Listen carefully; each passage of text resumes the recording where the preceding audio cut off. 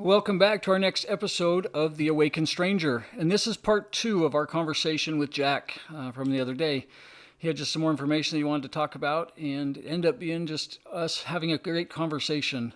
We recorded that conversation, and I'd like to share that, but that'll be what happens here. We don't really introduce each other, and just this is going to run into the next part of our conversation and hearing more about Jack, his life story, and him and I just having a really good conversation. So thank you for being here with us, and thank you for your time, and I appreciate you. And with that, we'll just kind of jump right into where our conversation started. I guess like biblical cosmology. So the shape of the earth and the dome and all that other stuff is, I fully believe it. And so, I've worked for all these different space agencies, and I think it's all bullshit. So the other day, the rocket, I'm sure you heard about it over there now, because like all over the news, but that rocket blew up on the pad. Did you happen to see that? Yeah, I just saw quick clips of it, but I didn't really look into the details. So yeah, and that's the pad I work at. So I think it's kind of crazy that I guarantee it was 100% done on purpose, because it's an older rocket that were having issues with it. So I think it's like a big insurance scheme. You know what I mean? wow. I don't know. It's just crazy. I feel like I'm totally against my belief working for these people full-heartedly, because I feel like they're deceiving community. And I hate that I'm a part of it as a career field. I mean, I love to weld and I love what I do, but I hate it's just it doesn't rest well on my conscience. I've told my wife about it before. So yeah, it doesn't matter, but to me, it kind of does. Yeah. Well, that's kind of where. Into the narrative. Oh, go ahead. No, I'm just saying I'm feeding into a narrative that I 100% disagree with wholeheartedly. Yeah. That's what I was saying. I got to that point with my job in the car business where it just stopped feeling like I was helping. It stopped feeling like I was doing things for anybody else other than just putting a paycheck in my pocket and doing it at the expense of other people. And I think that it was like a soul kind of change. My soul wanted something different. It wanted to fill something with purpose, and it kept getting worse and worse to the point where I was just getting to the point where I couldn't even get out of bed. I was throwing up. I was getting really anxious. Yeah, I heard that. That's the conversation. The podcast I just listened to. We were talking to a guy about those same things. Yeah, and so it is. It's just it got to the point where it felt like I was either going to make a conscious change or the change was going to get forced upon me. Was kind of the feeling I had, and it kind of came as both ways. I made a decision, but it felt like it was forced, and I've had to just reevaluate my whole life lately. I just wish I had the financial means to escape it all. But like I said, I mean, my oldest son's birthday was yesterday. So Saturday we went to this, it's a laser arcade, mini bowling, laser tag, go-kart, fast track stuff. And it was like $160. That we got to eat for his birthday. I look at that account this morning, I got $20. And I just got paid on Friday. It's just, it's just, like I said, I'm physically, mentally, spiritually exhausted, and I'm ready for a change, but I have no idea, what to do. Yeah.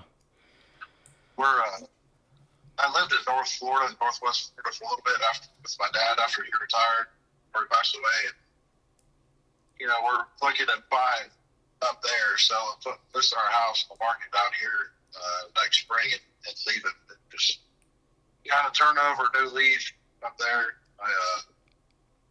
Where I work, and a lot of my kids, all three of my boys play baseball, like I said, and there's a lot of politics that get involved and all that. Brings out a lot, especially travel ball. It's expensive, and politics plays big roles. Families that come from money dictate if their child plays more than the other child. I coached with the same coach for 8 years. He just, started his own team, which I was a part of. It completely just changed as a person. I had one of my best friends that I grew up with since I was 5 years old. He ended up marrying my brother-in-law's ex-wife. As long as but so last Saturday it was her birthday. They wanted to go down to, it's called Top Golf. It's where you go hit golf balls. It's like computer animated stuff. Yeah, we have them here. So, yeah. So my AC took a shit, and in Florida it's hot. And, we're getting summertime, and so I was putting out the inside coils, and the drain line was clogged, and so I was beating on the drain line, trying to shake it around and get it off. And the threaded bell broke off on the inside of it. So my wife was bringing up enough time to run to Home Depot and fix all this stuff. I said, might just want to call Caitlin, and I said, let them know where I'm going to come. So I'm scrambling to trying to figure out what to do, and they got water leaking all over the place. I sent my really good friend that I've known since I was 5 years old, sent me a really nasty text. Said, I'm not a good friend, we're not good people, this, that. He said, I'm trying my best in every aspect of my life, leaving work at 5 in the morning, getting home at sometimes 10:30 at night, my kids in sports. It just feels like it's never enough. It feels like I'm always trying to be a good guy and a good person at the same time. There's a thin line of where people will use you because you seem to be too nice. Yeah, so I just feel a little defeated lately. I definitely understand that feeling. I felt like I was always the yes man. I always wanted to say yes because I want people to just get everything they need. I want to see people happy. And got to the point where I had to stop putting everybody else first, and kind of had to make that decision to be aware of myself. And it's been hard. It's something that's not normal for me. So I'm trying to figure out how to get through that too. Yeah, no, I'm always trying to, like I said, put my family first. My life expectancy on my dad's side is really bad. And like I said, I lost my dad at 65 and just retired. So, I'm 40 now, and I need to, if you would have told me mental health 10 years ago, I would have said you're a sissy, like you're soft, you're this or that. But as I get older, all the experiences, how life stumbled me. My mental health is very important to me now. I don't feel like I spend enough time on myself. Yeah. What do you do now for yourself? Like I said, the gym is pretty much the gist of it. I besides baseball, whenever I have a little free time, I try to fish. Nice. But I've got 2 boats, and they're both like broke down. And I don't have the time or the finances to work. I can do it, but I just don't have the time or the money to fix it because I want to sell them. I got a side by side I want to sell. I got 2 boats I want to sell. I got an old, it's not old, it's 2010 F-250 lifted 10-inch lift on 40-inch tires, diesel, all this other goofy stuff that I did when I was younger. But it was the last thing me and my dad worked on, so it kind of has sentimental value. Yeah. So I've always held on to it just because it's the last thing we physically worked on together. But it in itself is kind of falling apart just because it's out in the sun, and I don't ever drive it because I can't afford $6 a gallon for diesel. That's my youngest daughter. She's 17 and kind of recently getting into automotive and working at a Corvette repair shop right now as a service writer. And that's her and I's goal right now, is to want to build a truck together. So we're trying to figure out what the budget is, what our timeline is, what we want to do. But she ultimately wants to be able to show up to a little truck meet or a car show with just an old beat up truck and a big engine. And she said, Dad, I just want to be able to show up and be a cool girl in a badass truck and be able to do a burnout. So that's awesome. Coming for us, because I never got the chance to do that kind of stuff with my dad and never really got to bond in that way. So I'm trying to figure out ways for each one of my kids that we can do things that are unique and special to them that I get to be a part of. So hearing that you guys built a truck together, your memories of your truck are very cool. Yeah. Well, I feel like I missed out on that too, because like I said, they got divorced when I was roughly 14, and he was a Boilermaker, so same trade, different craft. And so whenever him and my mom got a divorce, he pretty much gave my mom everything and just went on the road. Like I said, I hit that spell of depression after I quit sports and started smoking pot and getting in trouble with the law. My grades plummeted.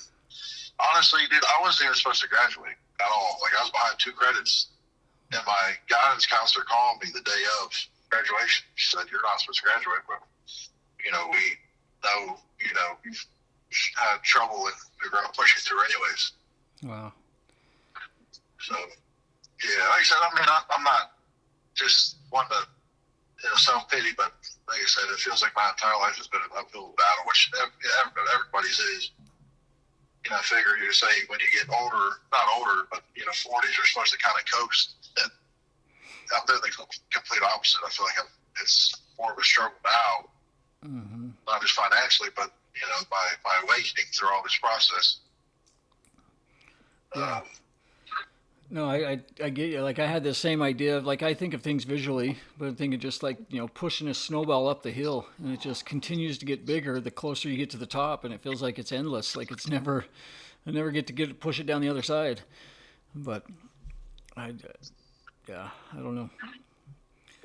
I feel like these people that I don't know if I kind of believe in the fallen angels. I don't know what your take is on that, but Lucifer God was cast from heaven, and I believe that these people necessarily don't die, and they're here, and they're the ones that dictate and control our known realm, Earth, and that's why it's so bad. And like how that's more spiritual, biblical too, but like Satan short season, was released from the depths, and he released to the sea of the nations. And I feel like my entire life that the time we're living in now is more satanic and ritualistic and just evil than any other time I can remember. I don't know if it's because I'm more awake now to what I'm seeing and understanding, but I feel like it's just shoved down our throat. Yeah, no, I agree. I think that's what we're realizing is the amount of negative dark energy that's kind of here is what's, I think, forcing a bigger awakening for a larger group of people. I know it's kind of a dumb analogy, but in the movies, The Twilight, with the vampires and Bella and Edward, Yeah. right? The werewolves start waking up or becoming more, they start, transforming more and more werewolves when there's more vampires showing up. And I feel like that's what's happening to us in humanity is the dark energy and the kind of negative shit that's happening is starting to grow and becoming more aware, and things are getting thrown in our face even more. It's like the light's kind of waking up and more people are being here to battle that difference. So I don't know. I've always believed that they show us everything in movies. That's what life's about. 100%. They can't do anything without showing us, and that's just us now being able to be aware of it. Yeah. It's scary because I also look back. I don't believe in man-made history. It's his story. It's a set of lies agreed by certain individuals. Like I said, like if you ever research Tartare and all these ancient civilizations and all these buildings that we never built, we can't build till today, but they were founded. So I don't know if throughout time they've had all these great resets from like flood floods to like all these different. They look like they're almost burnt structures, like they're melted. So I don't know if you ever really got into all that stuff, but I'm just scared that maybe we're reaching a point in time where there's going to be another great reset to where we're, wiped clean and another clean slate that just start over. Yeah, well, and I've kind of looked into that a lot myself, where between, like you mentioned, the mud floods and having different things happen, and even into like ancient civilizations with the Mayans, with Atlantis, ancient Egypt. Yeah. I think all of Right. those were civilizations that were here on the planet at one point that were kind of given some of the same information that we might be aware of right now. And as they started utilizing that information or the power in the wrong way, I think that's where the reset happened. And each civilization's been removed from the planet because it was using kind of this unseen, unknown power in the wrong way. And I think that's what's happening right now is we're now being aware of this ability to create consciously and to kind of overcome some of the darkness. But I think we have enough people now on the light side, if you will, that is helping us from preventing the reset. I think we're actually going to have a rebirth. We're going to change the planet. Do you think though that there's something that's good that's going to come out of this? Bad. No, I think it's going to be good. I think we have to watch the collapse of everything. I think we have to kind of go through seeing all the shit happen and become full disclosure. And I think we're seeing that right now as society wakes up and more things are becoming aware. You know, you talk about the Epstein files, you talk about all the corruption in the government. You know, you working closely with NASA, understanding what's happening there, things being destroyed out of just insurance claims. I've seen that in the car business where dealerships have ordered way too many vehicles of one brand and we weren't selling. And so all of a sudden there was a big insurance claim and they wrote down the cost of the car and they were just recouping money from the insurance side because they couldn't sell the vehicles and they were taking a loss through insurance or interest money.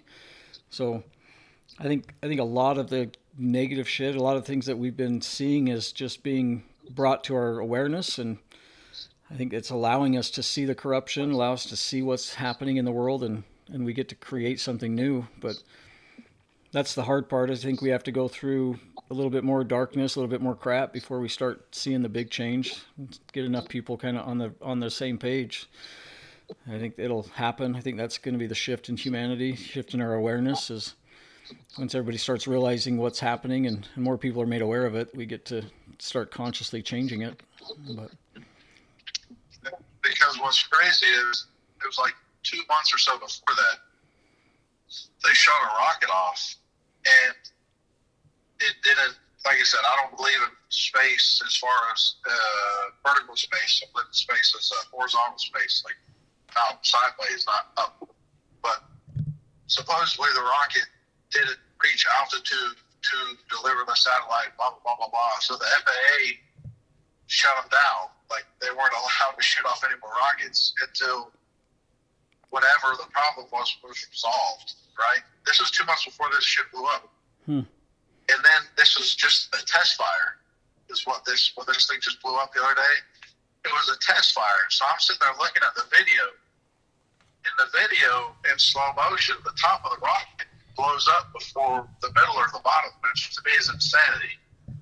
But like I said, I've worked on that pad, on and off that pad for years.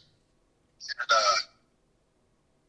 I don't know, I'm super sketched about the whole thing. And and my good, like, moral thought is 100% insurance scam. wow. Well, Yeah. I've been learning more to trust my gut tuition a lot more. And when things like that start becoming a common feeling, I think that's even more proof that you're just being made aware of stuff too. Yeah. It's crazy. So But, tell me, kind of as you've gone through explaining your story and sharing stuff, how's your relationship with you and your wife kind of grown, and how have you guys gotten through a lot of these struggles? honestly, if you, I guess, I mean, if you want to start recording this, maybe we can go, like, that question you asked me, I could get branch off into that. Yeah, and I've got the app set up to where I just hit record and I can edit what we need before, so yeah, we're good. But, like I said, been together so long, and everything I've experienced to this point, like, she's always been my rock. But I've always tried to bounce off our conversations of, like, my beliefs now, spirituality. I'm very anti-organized religion. I can't stand, like, the different versions of the Bible and who wrote it. Like, if you go back and look at King James, who he was as a person, he's a nasty man. We wrote a book on demonology. So, like I said, the more that I really dig into all these different things, is probably closer to spirituality, but I don't know to what. Like, I don't know what I'm looking for, because my dad was a very spiritual man, and my older sister was really sick, I guess, a long time ago. And they didn't have the money to take her to the doctor, so he said he got in his truck and started driving. And my older sister's name is Naomi. So he said he was just driving and driving. He didn't know where he was going, just driving. He said he saw a sign that said Naomi. He said that was it. He turned around and went home. But my dad, he was a Boilermaker for 30 years. And there was one point in time, I think I was just born or wasn't born yet. He literally quit everything and quit his job and started like, I don't want to say the cult, but started a religious group in our basement of our house. So maybe I'm kind of following back in his footsteps to where he knew there was something else. Like he said, once he passed away, he's got Old Testament, New Testament, big, huge Bible. I've flipped through it a number of times, and he's, like I said, highlighted, underlined, wrote what he interpreted. But when he was still around, I never understood. I never wanted to hear it because I never really believed in all these different things. But his relationship with our Creator was very true. There was a guy I worked with a long time ago. He was a white guy, Christian. He converted to Muslim and then converted back to Christianity. And he's talked with monks and all these spiritual leaders, different organizations. And one day we went to Chick-fil-A, and me, him, and my dad, sat down and talked. And my friend told me something after that. He said, I've spoken with people all over the world. He said, your dad is by far the most in-depth spiritual person I've ever met in my entire life. Wow. And so now I feel bad. I feel like I did a disservice to him, not picking his brain to understand. Like, because I could use him now more than ever. Like I said, not just spiritually, but health. Because I don't have that person that I can turn to, like in times of need. Because I want to be there spiritually, but I don't know what to do to get there.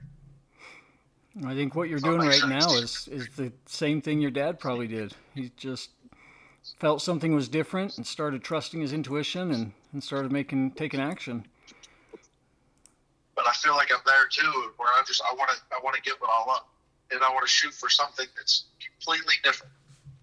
Yeah. I want to go on a whole different route. That's not a financial gain. That's just in it for the right reasons, and to find. I want to find the purpose to this life. I'll probably never find it till the day I die, but I want to find why I'm here. Like I said, I didn't ask for this. I don't know if it's our conscience is wiped. Like maybe, I don't know how you feel about this, but reincarnation, right? So we pass away, you go to the light, you don't go to the light, whatever happens, but say you go into the light. Is the light of you being reborn back into this realm because you didn't reach your higher self, your higher consciousness. So you have to do it again and again and again to get it right. We'll see it. And you know what I mean? That's why it's... Yeah, my belief there is it's very similar, but maybe with a little different outlook. I believe that we, as a soul, choose to come to Earth because it's one of the most dense populated, planet that's truly an Earth school is what I think about it. And our souls, we've chosen to have certain lifetimes to learn certain lessons, to learn certain karmic lessons, to deal with generational trauma, to kind of heal through emotions. For me, I believe that my lifetime here is just that, to learn how to actually learn and hold and handle emotions, and how every life experience is a different emotion, because those are things that we can't experience in spirit or in our light bodies. So that's my understanding, for me at least, is that I believe I'm here to learn through emotions.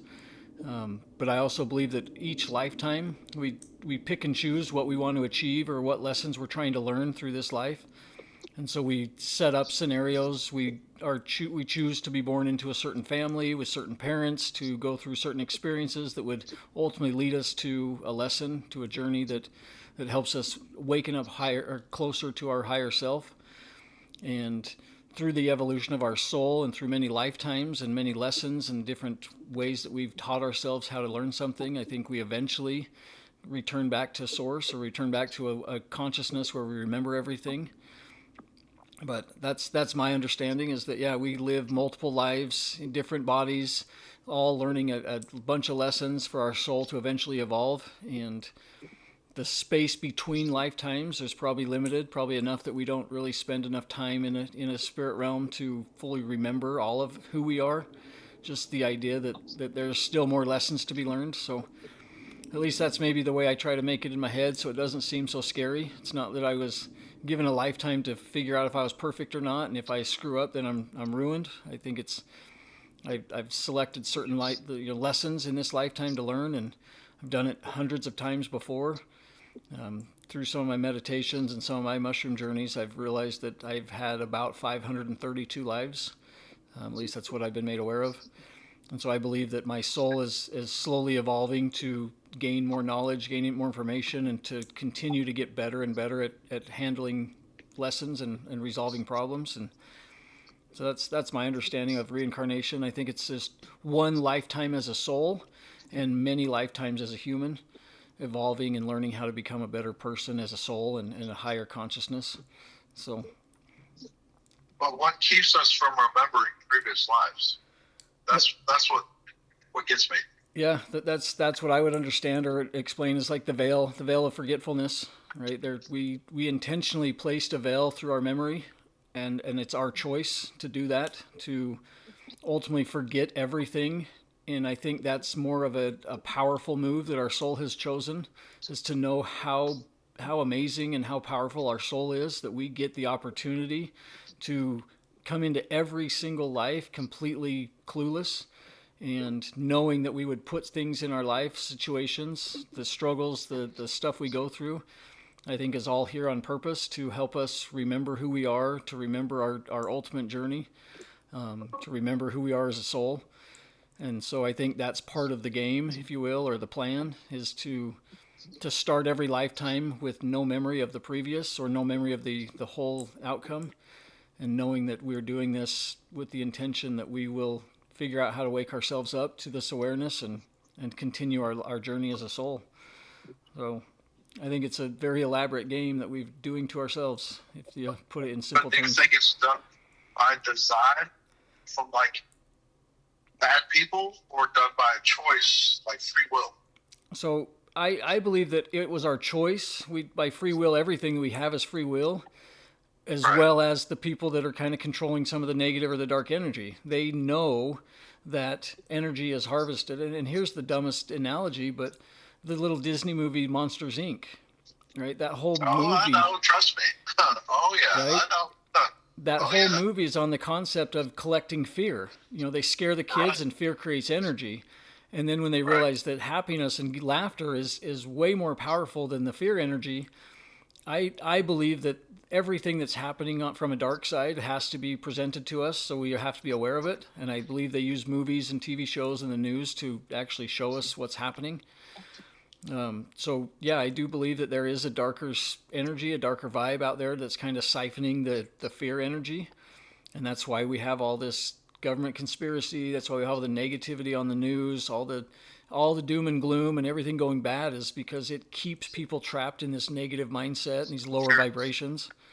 So I think it's both sides. It's us knowing that we came here on purpose, and it's other beings aware of their ability to create fear and to harvest that negative energy, and ultimately continue to control and keep the reality of our creation happening on a certain timeline.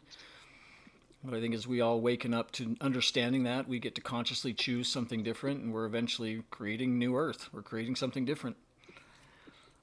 Do you think that we intermingle on a daily basis with the spirit realm, but you can't see it? Yes, I do. I believe that, and I use the analogy of like a radio station, right? If you're listening to FM radio on your truck, or what you're driving, all radio stations are playing at the exact same time. It's just a matter of what frequency you're tuned into.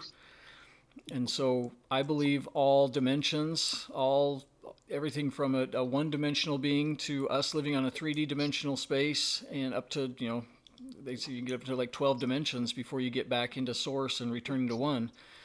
So I do believe that all beings are on the same plane, just under different frequencies of awareness. which is why I think, you get an animal, a dog. My dogs stare at the corner of a wall sometimes and just stare at seeing something that's not there. And I Yeah. think animals, cats specifically, have an I ability to have a see cat. frequency. Yeah, I have a cat, and I hate cats, and he's always staring at stuff, always. yeah. And I was reading some just the other day that, right, dogs sense people and then they see the energy later. And I think cats sense energy and then they see people after that. So I think you get a cat that doesn't want to be around somebody, or you get a cat that gets skittish all of a sudden. I think they're aware of a different type of energy in that space. And so, which I think ties into people that have the ability, psychic abilities, mediumship, able to communicate with past loved ones. I think they're just being able to tune into a frequency that's here, that just they have a different awareness to that frequency. And so I think that's, for me, like what we're really ultimately learning is that everything is a frequency. Everything vibrates on a level of a certain frequency. So truth is a frequency, love is a frequency, greed, hate, despise, all of that's a certain frequency. And when you tie into those channels, that's what you see in your life. And so I think that's where our free will comes in. We get the ability to decide what we want to engage in or what we want to have in our life. And through our own choices, our own conscious thoughts is what gives us that ability to hold in that frequency and to live a life of happiness or abundance. Just a matter of how well we can figure out how to hold these frequencies. But I think I understand it, but I don't know how to do it. Do you think, like, that these people that rule our world know the truth and it's hidden from us? Like the true meaning? I would have to say that would make the most sense, right? Why would somebody do something if they didn't know why it was being done? But I'm saying, it seems like at every end of, like, that they go through to deceive us. It's like everything that we do and know is a lie, all to deceive us from something. Yeah, and that's. I wish I had like that easy answer, but there's just a feeling like if somebody from let's call it dark and light, right? Negative, positive, good and bad. If being from the light side, they obviously know the truth, and I think that's part of us. Like when we pass on from this life and we're made aware of who we really are, we kind of obtain back into our spirit body or a higher dimension. I think at one point it'd be like watching a movie where you get to see the whole show without being just in the perspective of one character. I think there'll be a moment where we kind of get that bird's eye view and we understand the whole picture. And I think that's happened for other people. They're aware of things from a higher perspective. You get people that have a near-death experience that understand something, and they come back and they have a whole different vision of life. They have a different mission. I've seen some of those, yeah. So I would dare to say if that's positive or possible from somebody on a near-death experience to see the good, then I believe there would be somebody that could also see the same equally opposite. So yeah. That's where kind of yin and yang, everything good has bad, everything has its equal opposite. So yeah. So I would have to believe that if I think that somebody has something good to say or something to do, then there has to be the equally opposite. So would only make the most sense. The universe is created in balance. So, but I don't know what kind of. You tell me what's your perspective? What do you see? Like I said, I honestly believe that we are ruled by fallen angels and demons that don't die. And I fully believe that everything that they do is to deceive us from finding our higher consciousness / source / creator at all costs. Because it says, the kingdom of heaven is within, so everything is out. We never look in. Yeah. I believe all the answers are within. And we perceive everything is perspective, how we interpret it, how we see it, how we, what we get from it, how I react to the certain circumstance. And I think it's just, we're also brainwashed that, this is how we should perceive it. This is what we should do. If this happens, this is how we should act. If that happens, like, I always think, like, every animal, every other species on Earth has instincts. what are my true, genuine instincts? I don't know, because I've been taught everything from birth. I've been taught and spoon-fed everything. Like, how do I know the car in front of me is red? How do I know that car is red? Because I've been told it's red. I don't know if it's really red or not. I have no idea. Yeah. You know what I mean? Well, they I say don't know what's true and what's not true. the only two things we're born with is the fear of falling and the fear of loud noises. And everything else from a baby's perspective is trained behavior or limiting beliefs or things that, like you said, things that we were told to believe. So, Right. And those are things I think about on a daily basis. And I go crazy in my own mind because I'm scratching the claw, because I really want to figure this a little bit out of like what I'm doing. And the more I search, the more questions I have. It's like blossom into this huge, just questions, and I can't talk to anybody about it because everybody thinks I'm a whack job. oh yeah, I try to tell people with like, hey, this, that, and I'm thinking, I get these strange looks, and they're like, that's crazy. I'm like, all right, I don't try to force feed anybody anything anymore.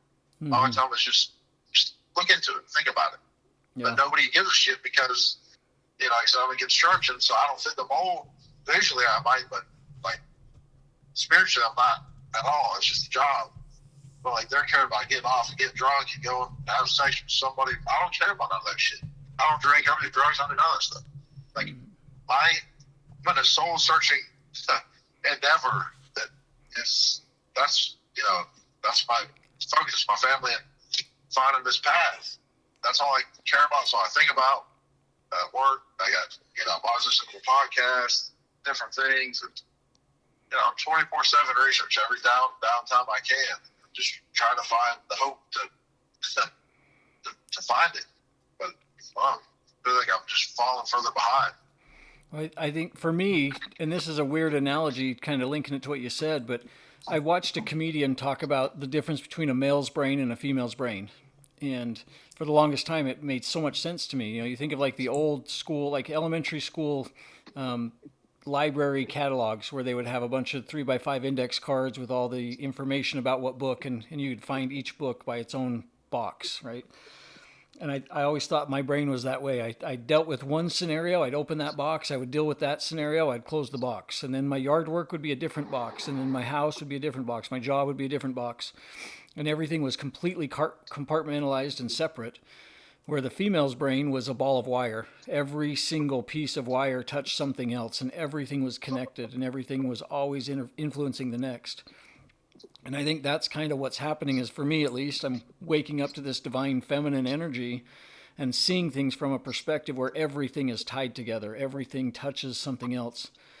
And I think maybe that's part of like your research and what you're going through, is where it feels like you start learning about one thing and that opens up the door to 10 more. And I think everything is connected. Everything is tied together, and we're just now being able to see things from a different perspective. But it is definitely more of a feminine aspect, because as I get older, like I said, all the trauma that I've experienced definitely made me softer. It calloused me kind of towards people, as far as I don't have a lot of faith in humanity. But I'm softer towards people that open up to me. If that makes sense. No, totally, because I've gone a long time with not daring to even show my emotions, or to be comfortable enough to let people know who I really am, because I always had that mask. I was always protecting this identity that I was this super successful business guy who knew how to make money, that could never make a bad decision, that my whole life online was always portrayed as everything's perfect, and I don't have a single blade of grass in my yard out of spec. Everything was just dialed. We went on vacations all the time, and I was just trying to maintain this image of who I wanted to be. And now it's like I want the world to see that I'm not okay. That not that I'm having big problems, but I'm going through life like everybody else, just from a different perspective. And I think that's becoming more normal, where people are okay with being real and realizing that we're all dealing with something. Everybody has something. And I think the saying, right, live a life or walk a mile in my shoes, you'll understand who I am. I think I think if people actually realized what everybody else's shoes look like, nobody would want to trade. Everybody would rather deal with your own stuff than the next person. But there's this world has created this perception that everything else is greener on the other side of the fence, and so It's green where you water. Yep. But So, if you don't, I'm asking you a question if you don't care. yeah. When you were chasing all that, were you doing it for yourself or doing it for your appearance to however other people perceived you? I think it was both. For the long time, growing up, having just very, very rough childhood and very little money, there was a part of me that wanted to just have something more than I ever saw. And then there was a side of me that wanted to prove to the world that I could do it, at least to my family. I've always said, I'm who I am because I'm exactly opposite of what my dad ever was. He'd never be able to account to much. And so I think it's twofold. I think I did a lot of things just out of pure spite to prove that I could do it. So there was part of it for me. There was part of it saying I wanted to prove to myself that I could accomplish something. I've always had this belief that if somebody else could do something, then why not me? But then there was a side of me that was like, who am I? Like, why am I doing this if it's not really for me? Because that's what I've been realizing now. Chasing the money, chasing the house, driving the truck I have, putting all the money into savings, trying to figure out how to retire at 50.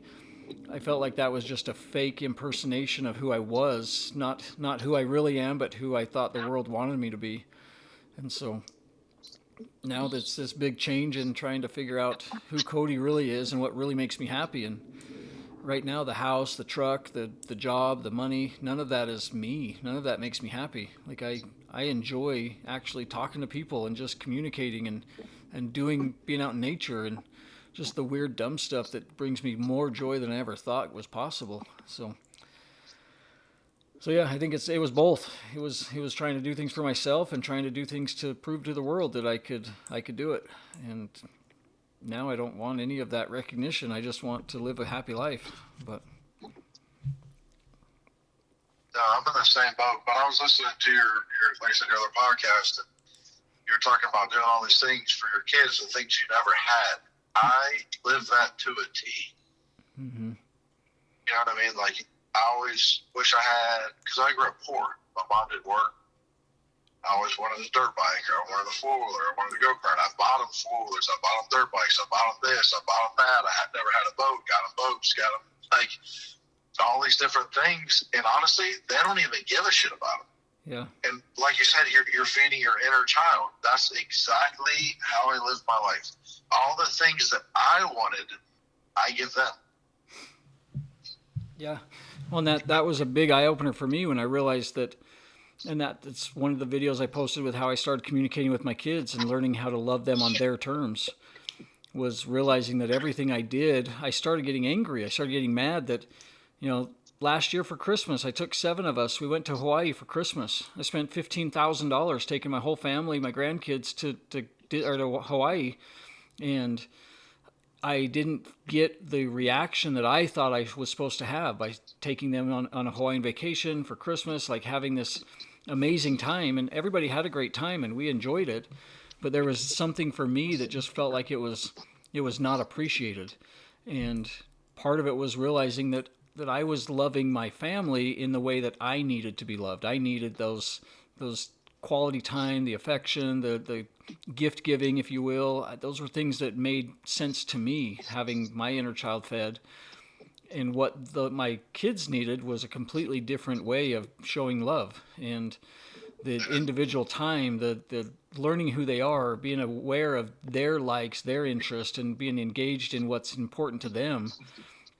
That's what it's taken me a long time to figure that out. And that's been the big change for us lately is I now get to actively engage with each one of my daughters in a way that they want to. And it took me a long time to be able to just put my own personal wants, my own desires away and just realize that this moment is not for me, it's for my kids. And ultimately that builds the better relationship. And so, yeah, I've having all this material stuff, that's, I think, where a lot of that has gone away from me because I realized that I thought I was buying it and having everything for other people. And it was just me trying to fulfill something that now no longer needs to be filled. It's like I've accomplished that need for feeling like I was something special or having things I never had, and it's a weird, like, it's the end of a chapter. Like this, the need for all of that stuff has been fulfilled, and so now I don't want it anymore. And but now everything else is changing because now my whole family's used to having this stuff, and nobody in the family wants things to change, but I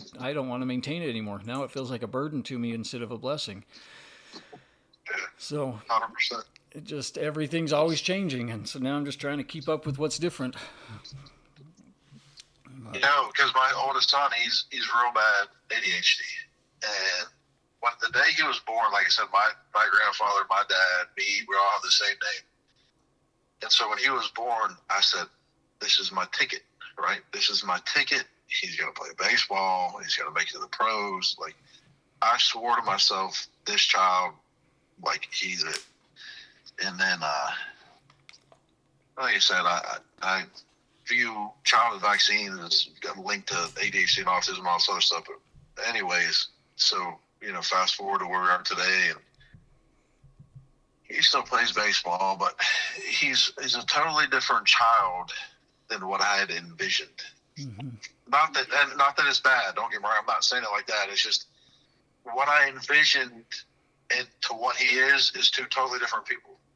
Yeah. Because I don't know if he has ADHD, because his previous doctor said he has Asperger's, which is like the highest forming or functioning level of autism. But whatever it is, it's something, right? And I have to completely, totally change the way I parent to him, because if I get mad and I get angry, he shuts down, mm-hmm. which in turn pisses me off even more. And like the things that I want for him are completely different what he wants. And so that's where I'm in the stage now where I'm stepping back and just kind of letting him blossom in his own being and making his own choices as far as like what he wants to pursue moving forward. Yeah. Well, and I'll kind of share a personal experience here, because my oldest daughter, right, her and her husband married 4.5 years. And they both met at an early college program, early college high school, and super smart kid. He has his master's degree right now. He's one of the main coders and data engineers for a big hospital, group here. And I had this version of who my daughter was going to date. You know, I'm big into race cars, going fast, bullet bikes, jet skis, anything that makes me have a smile on my face from speed. And we like to do things outdoors. We play sports. We're very athletic. That's kind of our family. And my daughter was in dating and engaging herself into this guy that was not that version of who I thought she was going to end up with. And through their time dating, I wrote him off. I treated him like shit. I caused problems in their relationship because I just didn't feel like he was the guy that was going to fit into our family. And sorry about the emotions here, but fast forward 4 years, and I've had to fix that relationship with him, because he is ultimately the man that has taught me how to be a better father. He's raising my grandkids and doing things with his wife, my daughter, that I never understood how. And I regret every moment of my treating him like shit, because he continued to be the same person every fucking day, no matter how bad I treated him. And it's unreal to watch how good somebody could be. But I slowly woke my ass up to realizing how stupid I was being, and how damaging I had created this environment for my relationship with my daughter as well as him. And that's an actively conscious thing that I'm trying to fix and solve every day, and learn from him, as well as ask for forgiveness and move forward, because I had this version of who I thought he should be, and it wasn't who he really was, and I was way wrong.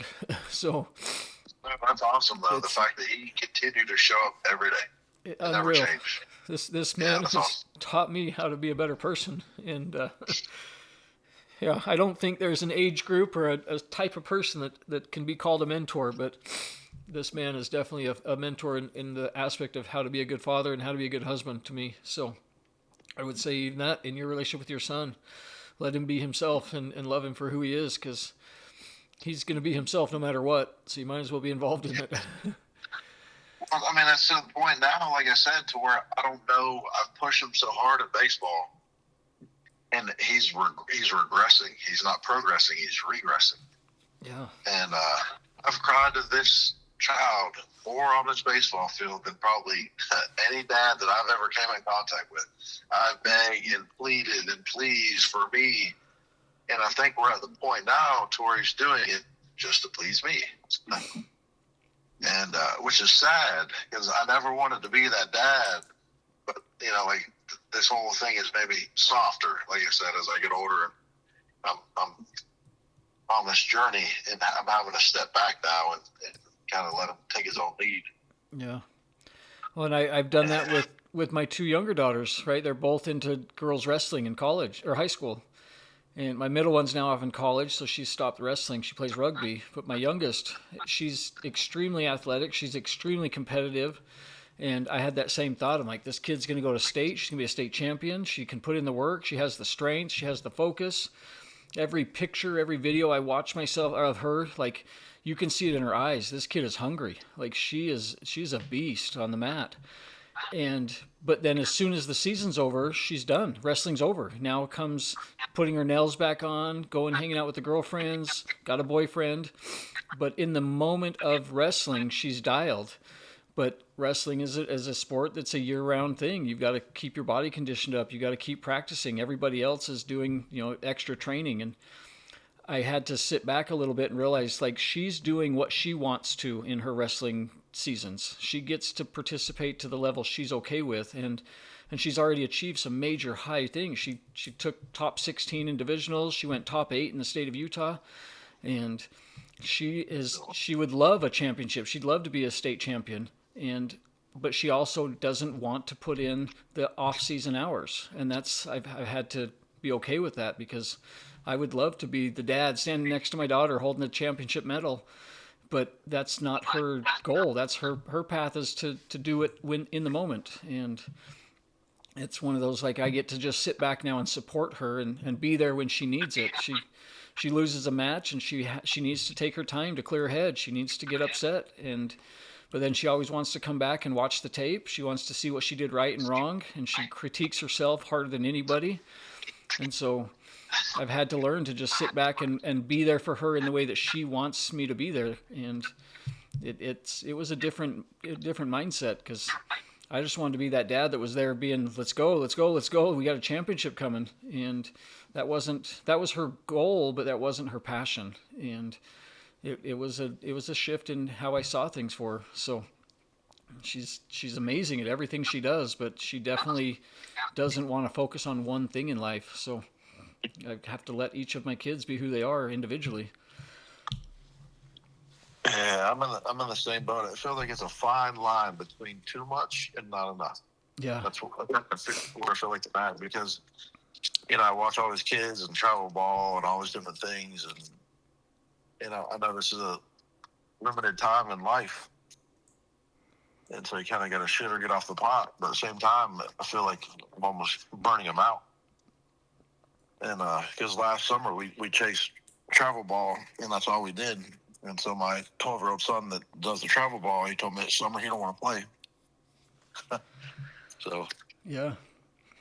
Well, and it's a weird feeling when you're just like, man, was all this for nothing, or was there a reason behind it, or why the hell do we do this? Yeah, that's what I mean. I feel like I don't know. I'm in so many different predicaments in life that there's so many decisions that I don't know what's right or wrong. I think everything's right. Every action, every decision is right. It's one of the sayings that I've heard that I like a lot, right? Whether there's no such thing as a right or wrong decision. It's make a decision and then make that decision right. And so, I don't know, at least for me, I have to look at everything as a chapter. Everything's a season, and sometimes chapters are meant to end. And whether that's a season of sports, whether it's a relationship, whether it's just a time spending learning something and building up knowledge and then just ending it. I think it's okay to change your mind. It's okay to change your focus. And ultimately it might just be a chapter. That chapter's ending for certain parts of your, kids sports or what they like. So being just present in the moment is probably what, at least for me, that's what I feel like I need to learn, is how to be more present in the current No, moment, yeah, not thinking about the future. 100%. I'm always so concerned with like the next step or tomorrow that I'm never living Yeah. now. And it makes it hard, especially for guys. I think we are always trying to figure out the way to make everything perfect, and always wanting our family to have everything right, and feeling like we got to provide, we got to make the paycheck, we got to do everything, and we put such high levels of stress on ourselves that we can't enjoy a relaxed evening. Yeah, it's a heavy burden. But yeah, I wish I had the easy button or the answer, but I think that's it. Just learn how to be more present, learn how to be more aware of the current moment, and let things happen the way they're happening. And sit back and watch it like the observer. Just watch the movie pass by and be a part of it when you're there. Along for the ride. I agree. Yeah. So, it sounds like you made it home. But I just got to my daughter's first dance class today. Very cool. So just walking in, yeah. I apologize. We didn't get on the recording, but No, and like I said, I've got the recording app, so I've recorded our conversation. I'm more than happy to share it, but I think there's enough information here that I think it fulfilled our want for kind of continuing part 2. But I appreciate the conversation anyway. Like I said, I thoroughly enjoy talking to you because I don't have anybody. So. Yeah, I'm here. Not for nothing. I truly appreciate it. Genuinely from the bottom of my heart. I appreciate talking to you. It means a lot to me. Absolutely. Well, the feeling's mutual, and I've been telling people, if you have my phone number, that's because we're friends, and I would expect you to be able to reach out anytime you need to talk, just like I'm going to do the same to you. So yeah, you're not alone. We're here together. Yeah, I appreciate it, Cody. So appreciate you. But yeah, go enjoy the dancing and spend some time with the family, and let's keep chatting here shortly. All right, buddy. I'll talk to you soon. Okay, we'll see you. Bye.